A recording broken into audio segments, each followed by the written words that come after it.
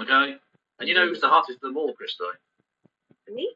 Well, I was going to say Steve because Oh, okay. It's a guess. Yeah, I suppose. Steve. Well, yes, we did talk about his fuckability rating, and he was very high. we did. So it could be Steve tonight. And honestly, because they agreed, I can't help but feel a little bit conceited. A little bit conceited from Steve, to be honest. Like, he's not wrong, but, you know. I mean, I'll try to let myself go.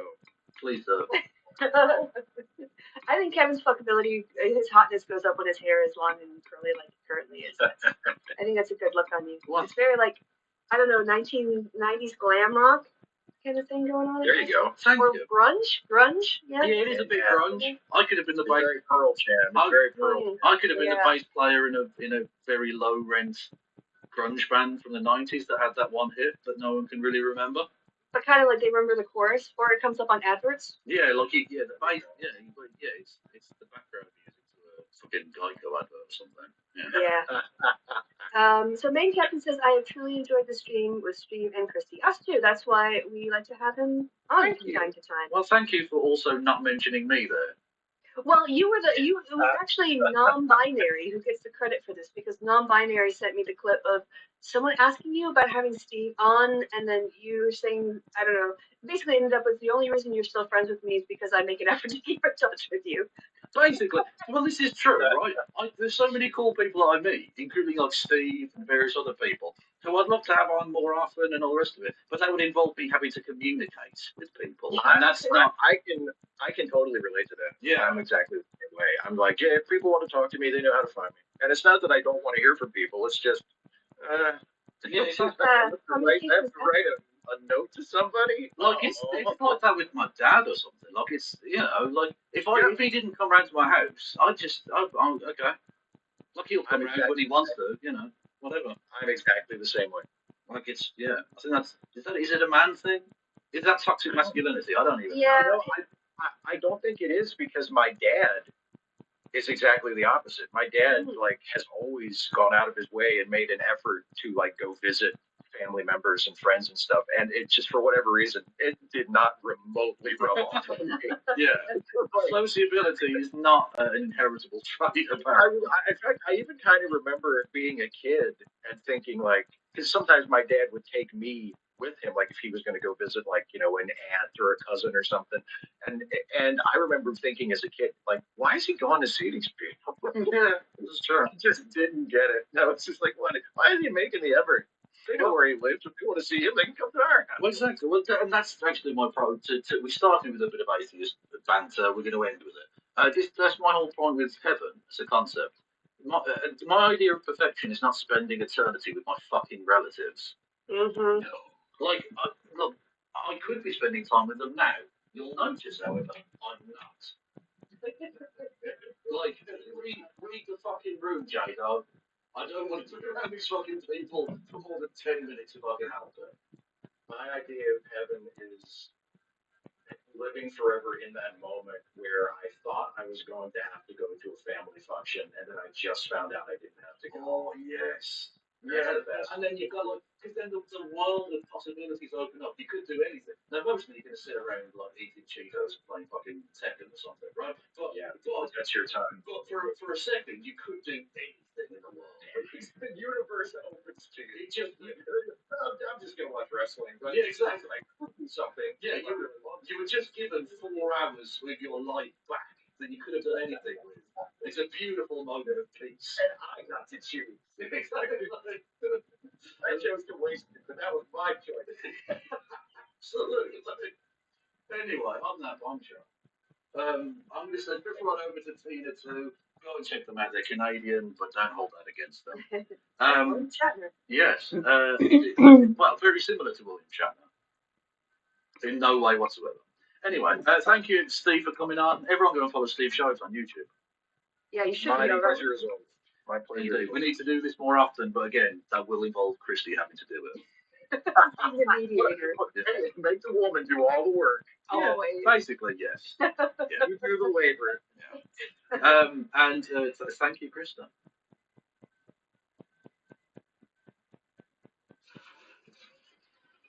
KKW.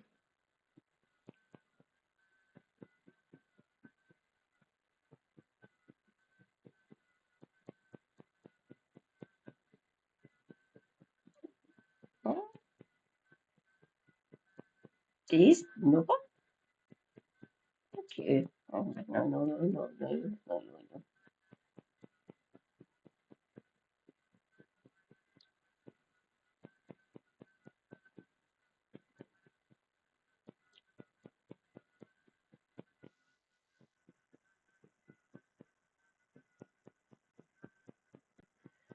Ah.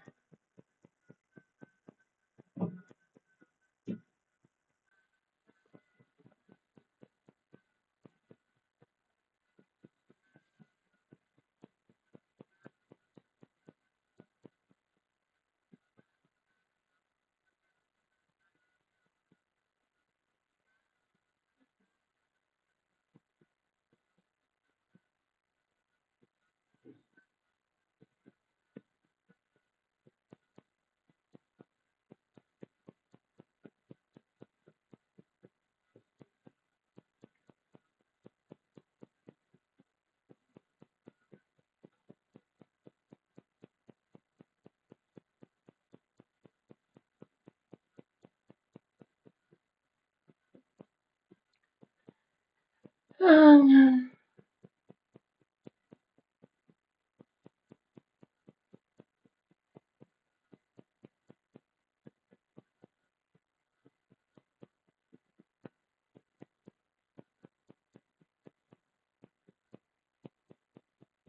Hey everybody, did you know that I make a comic? No? I should really say that more often. Well, I do! Now, for the next trick, did you know the comic is becoming a physical book? Possibly even two! I know, right? The world is just full of surprises today. Yeah, so I have a comic, it's called Aurora. It is high fantasy, magic, superheroics, bunch of cool weirdos teaming up to go on an exciting journey to do a bunch of cool hero stuff. I have a really good time making it. It's getting a physical publication, thanks to the publisher Andrews McMeel. They are publishing the first 11 chapters in one consolidated volume. It's got a bunch of extra cool stuff in it. Also, some of the art has been fixed, and I apparently don't know what an M- is, so we fixed that too. If you are curious or interested, the entire comic is available for free on my website, comicaurora.com, and if that breaks, because that's what happened the last time I mentioned this in a video, the whole thing is mirrored on Tumblr. I will have links to both in the description, so if you want to check that out, feel free. And if you want to pre-order the volume, which is getting physically printed at the end of July, you can do that too. There's a link to a bunch of different options in the description, and without further ado, on to the actual video you clicked on.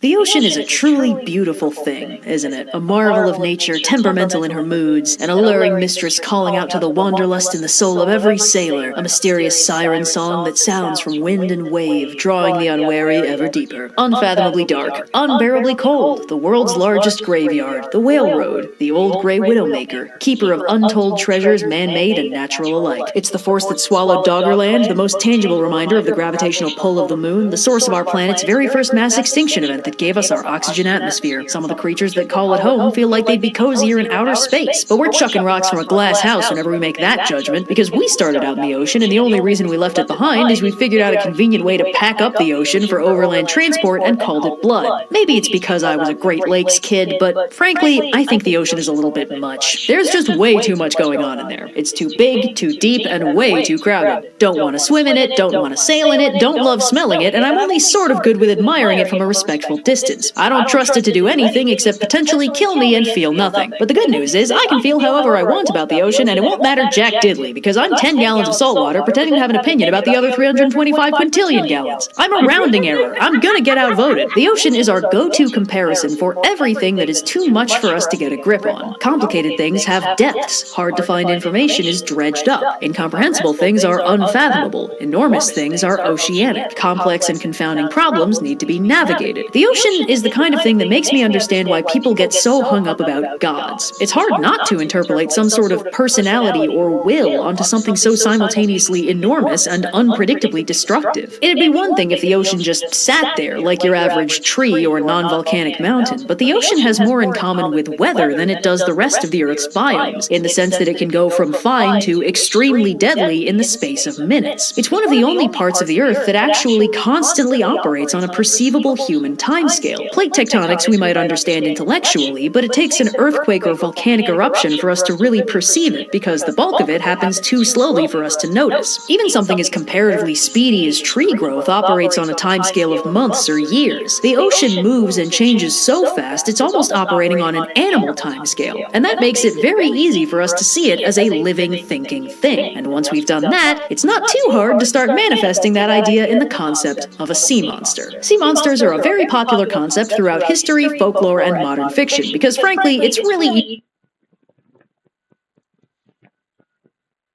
Hello, comrades. I will be back momentarily. Michael. And if anyone is here to hear this, thank you. Lurk away. I will be back.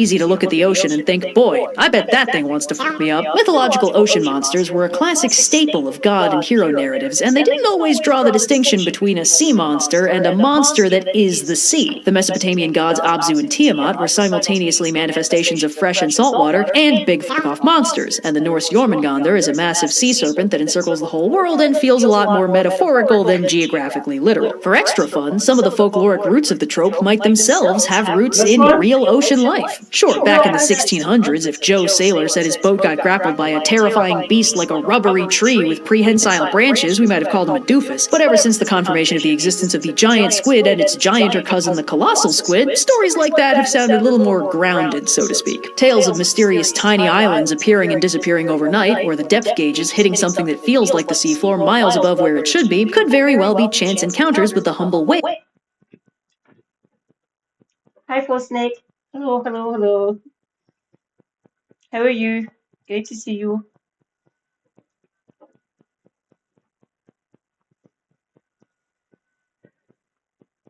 Minding its own business or coming up for air. I mean, the word cetacean, the category of animals containing whales, literally comes from the Greek sea monster Cetus, the thing that tried to eat Andromeda and got one-shotted by Perseus for its troubles. The name just means sea monster. Life imitates art. There's also the real documented phenomenon of abyssal gigantism, which is basically just that species that live in the deep ocean are often a lot bigger than their cousins in the shallows. There's a lot of theories for what evolutionary pressures cause this. It's hard to study because we can't easily get down there without going pop. But we don't need to know why it happens to understand that it happens. The further down you go, the bigger the critters can get. That's pretty easy for us oceanic expats to wrap our heads around. So the short of it is, we know there's big things in the ocean. We know they get bigger the further down we go. And we know that, by the numbers, the extent of our understanding of the ocean's many species extends from somewhere around Jack to just north of shit. Every time we go down there, we find something new. And that makes it really easy to write up some fictional Leviathan and drop it basically anywhere you'd like, as long as the waters are deep and dark enough to accommodate the prerequisite terrifying unknown. Now, the one limitation on sea monsters is that usually they're gonna start out in the water, obviously. If they didn't, they'd just be monsters, no sea involved. But there is a distinction to be made between obligate sea monsters and facultative sea monsters, which live in the sea but can become a very exciting problem when they decide to venture onto dry land. There's a lot less real-world precedent for terrifying monsters walking up out of the sea to become problems, unless you count the entire process of human evolution, but it's inarguably the most exciting and least limiting way to make a sea monster a more versatile problem causer. In stories like these, the oceanic nature of the monster might not end up all that prominent in its design, because the only thing the ocean is doing for this critter is concealing its existence until it decides to rampage its way up onto dry land. And since the ocean is really good at hiding things, this is extremely plausible. A lot of classic kaiju, like Godzilla, made their debut by rampaging their way up out of the water, and it's remained a classic way for them to become problems ever since. But that's ground I've already covered in its own video, so for now let's focus on obligate sea monsters that do their best monstering in and around the ocean itself. Now, by limiting ourselves in this way, we are also limiting the kind of stories we can unpack here, because in order for a sea monster to be relevant, our protagonists kind of need to come to them. There's really only two contexts where obligate sea monsters regularly appear, and those two contexts are on the water and in the water. Sea monsters are a stock antagonist of any sort of ocean voyage storyline that have a frequent tendency to crop up and add some exciting fight choreography to an otherwise mundane getting from point A to point B sequence, and our heroes will either have to fight off the thing trying to eat the ship, or it's going to segue them very neatly into an everyone has now been shipwrecked storyline. In this context, a sea monster is basically just an unusually exciting environmental hazard, filling the same role as dangerous weather or hidden rocks. And there's absolutely nothing wrong with that, totally respectable, but hear me out, what if we made them worse? See, there's plenty of reasons to be terrified of the ocean, and Contains Big Hungry Monsters is one of the more grounded ones. But a sea monster can be a lot more than just a big predatory animal. A sea monster can be a physical manifestation of anything and everything terrifying about the ocean. For instance, pretty much every oceanic Lovecraftian horror, from the deep ones to Cthulhu himself, aren't scary because they're dangerous things in the ocean. They're scary because of what they represent. Deep ones, and more broadly, everything else about the Shadow over Innsmouth, embody the horrors of corruption and rot, and the unknown, deadly, and yet terrifyingly familiar forces that might lurk just under the surface of the sea and the skin alike. And it's also probably about how Lovecraft thought interracial relationships were gross, because of course he did. But if we focus on the things that scared H.P. Lovecraft that could also scare normal people, there's some solidly compelling horror to be found found here in the nature of the ocean as this corruptive, terrifying force, simultaneously distant and far too close for comfort. And then there's Cthulhu, whose charming internet-induced marketable plushyification has made it easy to forget that the main focus of the story is how his brief stirring basically sends out a psychic shockwave that induces horrible nightmares and madness in large swaths of the population, and all he does to achieve this is go for a little walk and then get exploded by a boat. The horror of Cthulhu is not that he is an octopus dragon man, it's that just him rolling over in bed and checking the alarm clock does tremendous damage to humanity. It creates this feeling that everything we see as stable and solid is actually just a thin, fragile veneer over a yawning abyss of madness that is not just cold and dispassionate, but at times actively hostile. That forces beyond our comprehension could be slumbering down there without our knowledge and with nothing we could do to mitigate the danger they posed, and that the supposedly reliable foundations of our understood reality are set on terribly shaky ground. And a lot of these feel like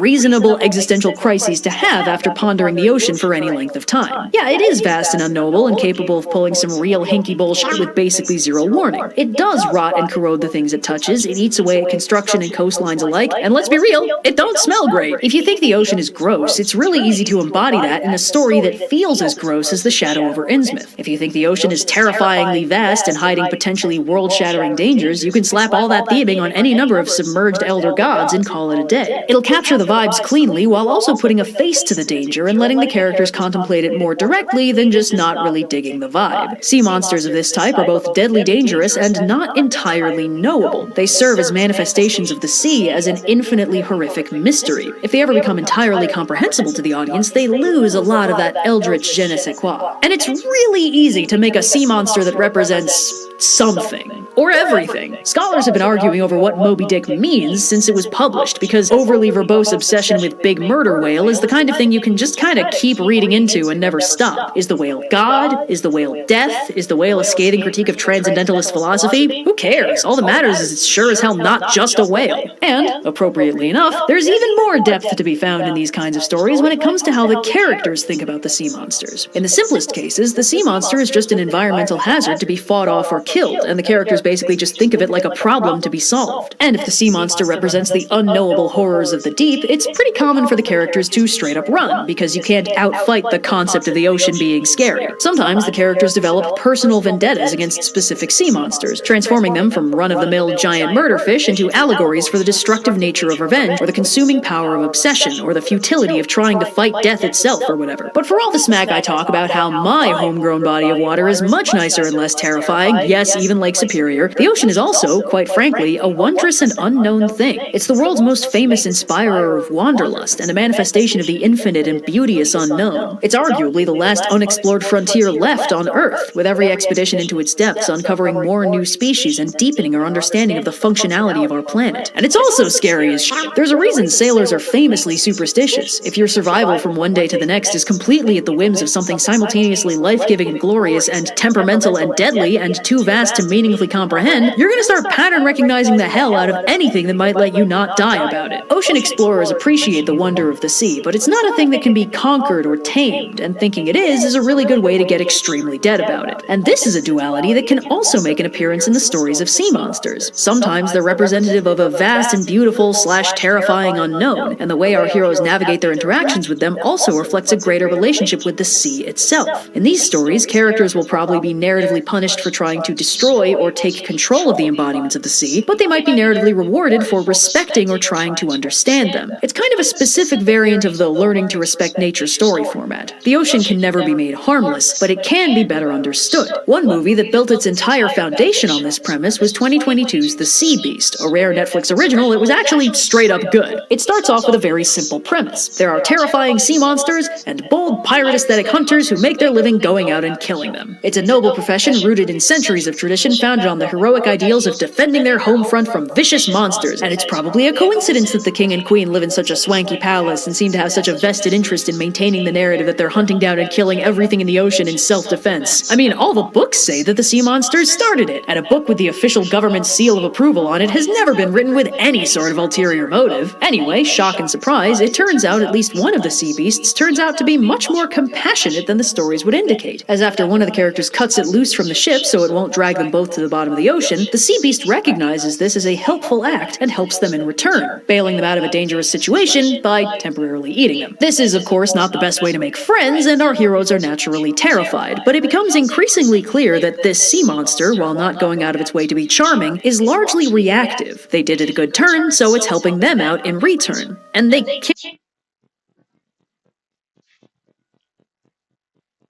because my phone that I was using for my YouTube channel has decided to flick out on me again.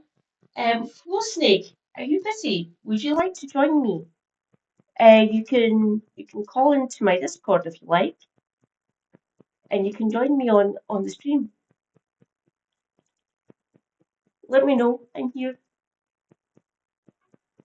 can't really hurt it, so it's mostly just patiently waiting for them to stop trying. This helpful neutrality is enough to make the characters start questioning what they've been taught about the inherent danger and cruelty of the sea beasts. Two helpless humans at the mercy of a monster, and it didn't just not eat them, it saved them. The hunters' only data points come from pitched battles on the high seas, where it's really hard to tell if the thing they're fighting wants them dead for innate evil reasons or because they keep shooting it with cannons. The sea beast, like the ocean itself, is not interested in or capable of explaining itself, and it's not going out of its way to win them over beyond just stopping them from getting dead for helping it out that one time. So our heroes have to piece together what might really be going on with it. This leads them to question whether they're fighting the sea monsters to heroically protect humanity, or if they're just serving the exploitative empowerment of a system centuries old with a vested interest in total naval supremacy. If the sea beasts aren't a clear and present danger to the people living on the shores, and instead are just vibing in the ocean, which is their home, who benefits from the hunters dying in droves to kill them? The story quickly unfolds into a conversation about systems of Flow Snake. The scariest thing on the high oceans is currently talking right now, even though she throws up violence. What I mean to say is the scariest thing on the high oceans was either the British Navy or any other navy throughout human history. Or land, or sky. Space? Not that we'd find out because we are plebes. Mind you, we never know. Both of us might actually learn that. If our government actually tells us that shit. I'm not holding my breath. power and propaganda. Who controls the documentation of history, and how much we trust those stories to tell us what's right? And the simple question of how much of a right do we humans have to the total comprehension and control of the world? Some things just want to be left alone, and is it... No problem. No problem, comrade. Just to make sure, are you... I'm she, her. Are you they, them, or other pronouns? Like I keep on saying, I'm a basic bitch.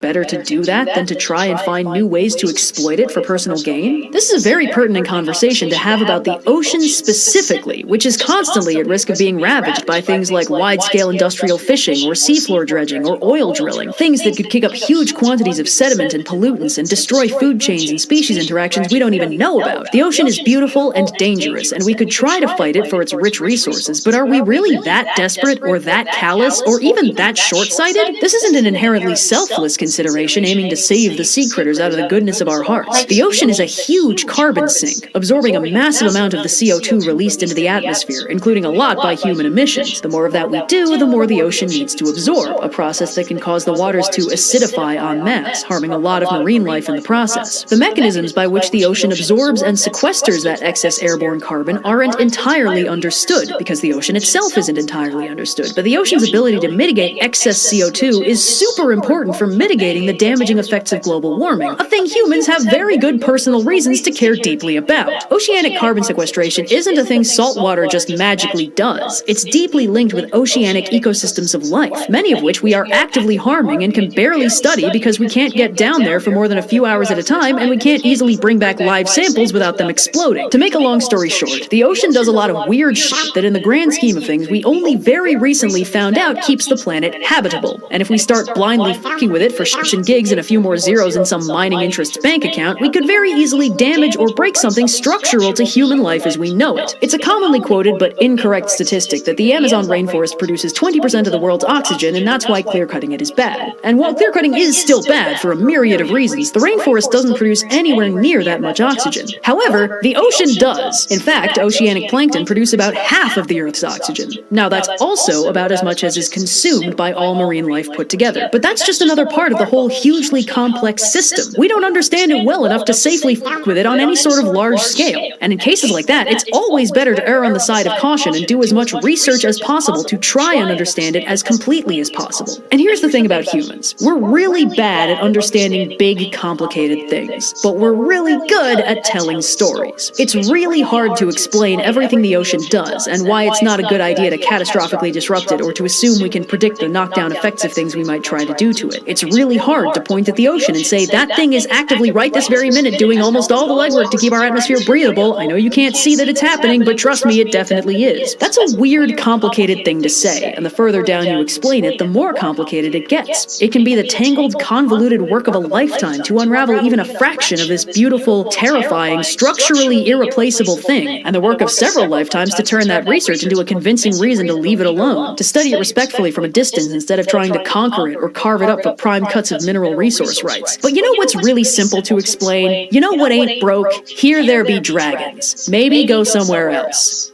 So, yeah.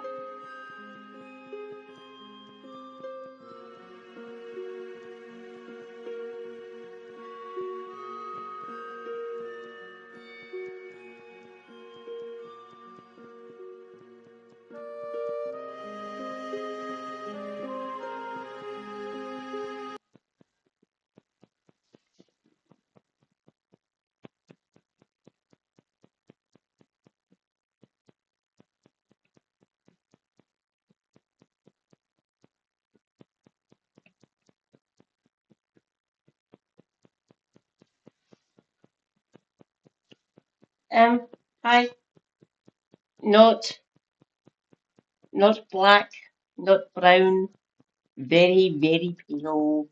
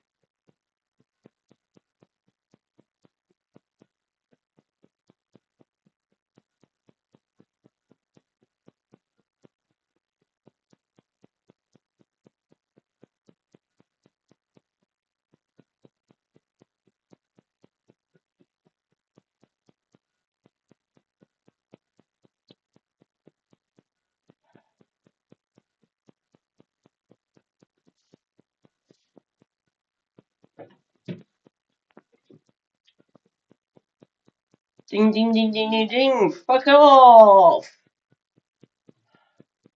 I can't be arsed.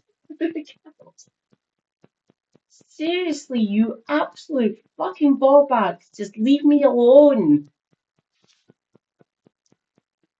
I was having a good day, and you've just went and disrupted that, so piss off. Flow snake, thank you.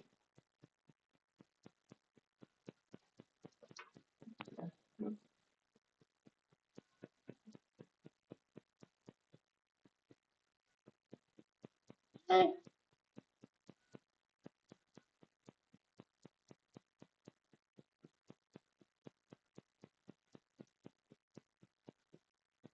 Oh, no.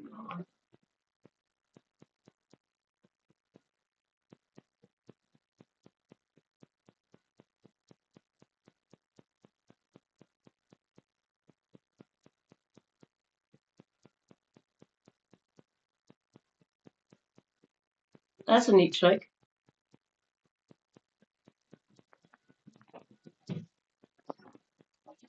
Okay, have you learned so much about me? How old am I?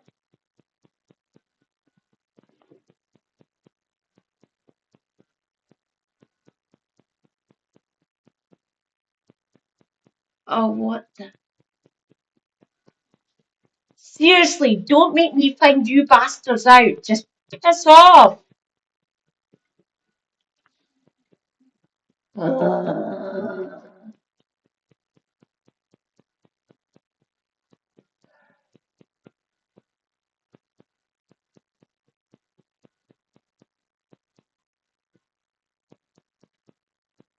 that's nice. Attacking a poor disabled woman up here in Scotland. Can you lot just fuck off?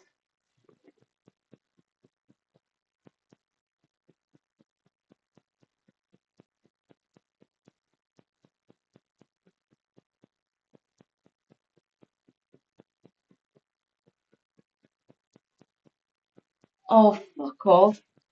I am my own goddess, by the way. I know history and classics and mythology. So don't even try to debate me on this. Just fuck off.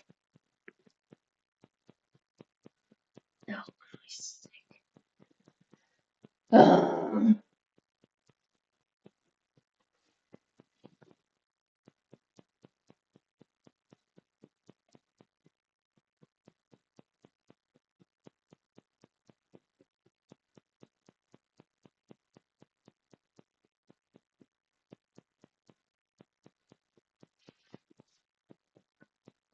What kids? What children?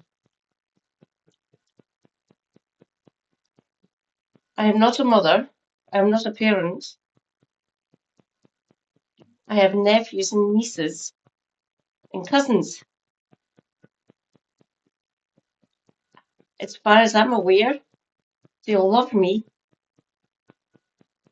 So no, don't talk to me about children. I know them. I love them. They're amazing. And they love talking to me because I'm the best auntie ever. So fuck off. I don't want to have any violence against kids whatsoever. Okay?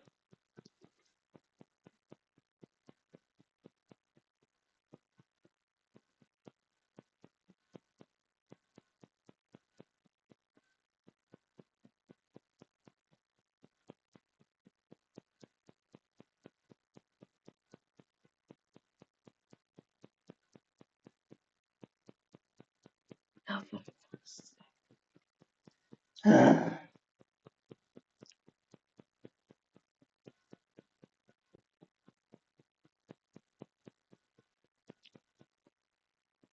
Okay, you win. I'm ending my stream.